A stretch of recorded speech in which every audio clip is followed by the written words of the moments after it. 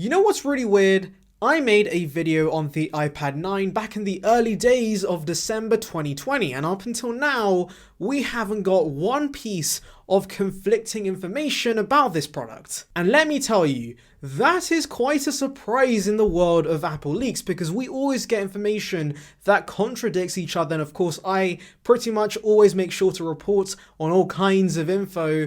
And so yes, it's been really weird that pretty much every report up until now has been pretty consistent. And I say up until now because of course I'm here making a video, so yes, you might have figured there is some different pieces of info coming about the iPad 9 from Takara, which claims that it might not be as good as we initially thought. So to recap, the iPad 9 is going to have allegedly a larger laminated display, 64 gigs as standard, A13 with 4 gigabytes of RAM, and ultimately a cheaper $299 price. Now I'll be honest, ever since I saw that report from CN Beta, I've always kind of wondered to myself, this report and this iPad 9 seems too good to be true, because for the first time ever, the budget iPad has no real drawbacks. And so today I thought I'd crush your dreams, because along with Takara's information, I've been analyzing some things, and I'm here to tell you guys that maybe we might not see a 10.5-inch display,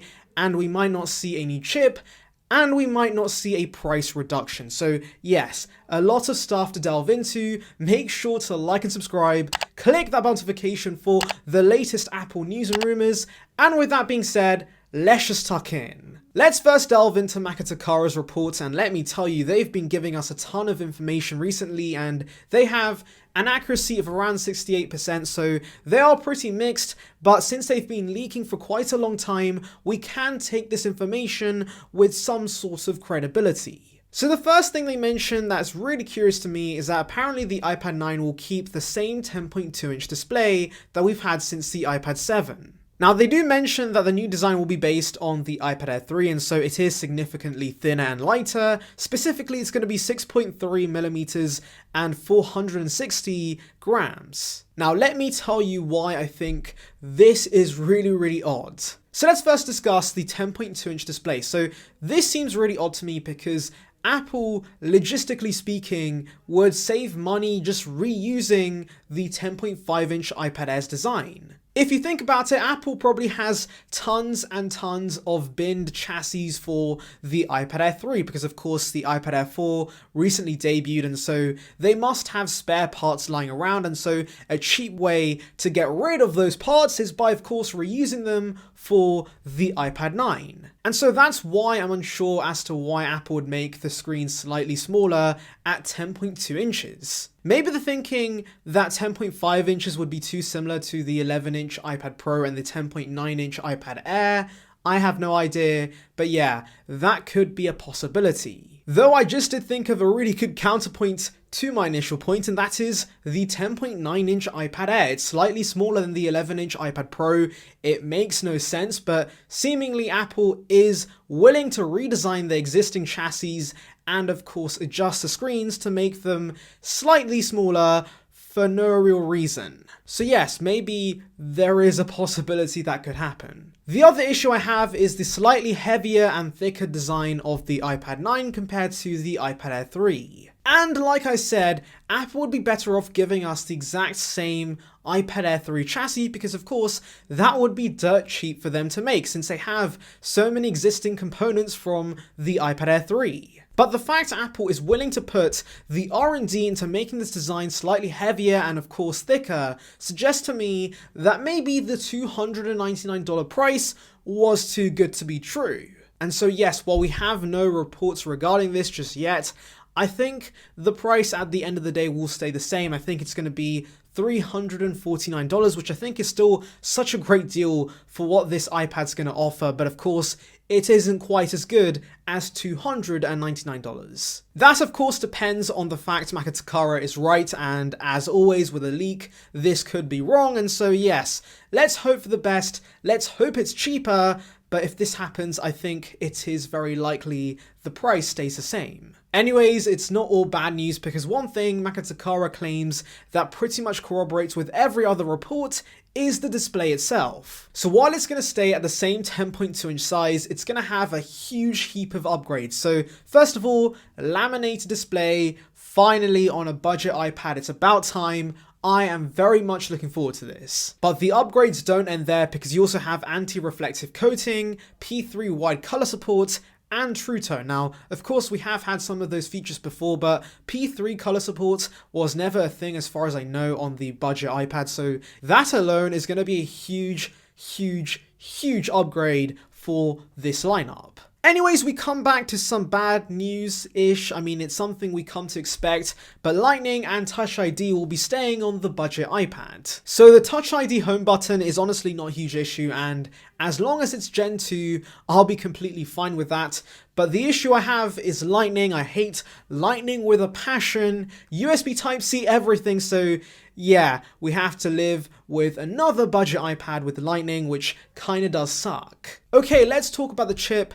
This hasn't been leaked, so bear that in mind, but I do have a few things to clarify regarding this. So of course, the iPad has been following a cycle of sorts, and Apple has been sticking to this for the last few years. And essentially what they do is that they keep the chip the same for around 2 years before updating it. So for example, the iPad 6 and the 7, they had an A10 chip, and then of course, last year we saw the A12 in the iPad 8. And because of this, we've never had a budget iPad where we get a redesign and a chip upgrade in the same year. For example, the iPad 7, which technically counts as a redesign because it has a slightly larger display, had the same A10 chip from the iPad 6, like I mentioned. And of course, that makes sense because Apple does have to cut costs somewhere, and so if they're giving us a redesign, and I say redesign in quotations, but a change to the dimensions of the iPad, then of course, they can save money by using the same chip from last year. And so much like the iPad 7, we're getting slightly different dimensions with this product, and so I think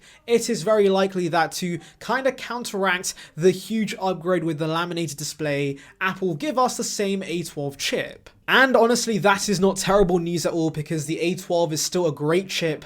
And remember, the iPad 7 actually had an upgrade in terms of RAM. It had 3 gigs of RAM instead of 2 gigs from the iPad 6. And so I think it is very likely we could see an upgrade in RAM with the iPad 9 to 4 gigs like CN Beta initially suggested. And to be honest, that is more important with an iPad because of course you need RAM for multitasking, and an A12 chip is still great for a budget iPad. It should be great for years to come. So yes, I'm actually fine with the A12 staying and an upgrade in RAM happening instead. As for the 64 gigs of storage, I think that is happening. Don't worry, I have nothing to disprove that. I think it makes sense because the iPhone lineup has had 64 gigs as standard for a while, and so it makes sense to do the same with the iPad lineup too. I think the only question is, will Apple give us a $50 upgrade to 128 gigs? Because I don't think that'll be the case. For example, with the iPad Air 4, we have 64 gigs and then $150 to get 256. It's a really scummy tactic, but essentially, because I'm assuming the margins are so low on these budget iPads, Apple's trying to upsell people with storage. And so, yes, I think the same will happen with this model. I think there will be a 256 jump. That's massive, and that's going to be insanely expensive. But at least we don't have 32 gigs as standard. 64 gigs does seem to be plenty for most people, so yeah, that shouldn't be too much of an issue. Now, the last thing that was up for debate with the iPad 9 was the release date of this product. So my initial report from CN Beta, which by the way you can check out in the iCard above, I mentioned it would release at March, and that was really weird because of course for the last few years we've seen the budget iPad launch in September, and so this would be way ahead of schedule. But my counterpoint was that number one, the budget iPad used to release in March. Apple released the iPad 5 and the iPad 6 in March of their respective years, and so maybe Apple has decided to go back to that timeline. But number two, we have seen Apple refresh the iPad within 6 months of the last refresh before. For example, the iPad 3 and the iPad 4, they launched within 6 months, and so it is very plausible that Apple does the same again. However, Sonny Dixon, another leaker, claims that the only iPads coming at the March event will be the iPad Pro and the iPad Mini. Now this could mean we could see the budget iPad launch in September like we have had for the last few years, but personally I think that would be odd because we know so much about these iPads months before release, and usually when we see a budget iPad we only start hearing about it a few weeks before launch. So yes, this is way ahead of schedule, and so that suggests to me that the release will be sooner than that. Personally, I'm betting that maybe Apple releases this via some sort of site refresh mid-year, because of course we know that around mid-year we should be seeing, of course, AirPods 3, AirPods Pro, and so I can see a week of maybe site refreshes happening where Apple releases these products. Anyways, that's enough of me rambling on about the iPad 9. Tell me in the comments below, which upgrade are you most looking forward to? And on that note, thank you guys for watching. Make sure to like and subscribe. Click that bell notification for the latest Apple news and rumors. Check out a video here in the icon above about some renders of the 2021 iPad Pro that should be launching very, very soon. And on that note, I'll see you guys in the next one. See ya, peeps.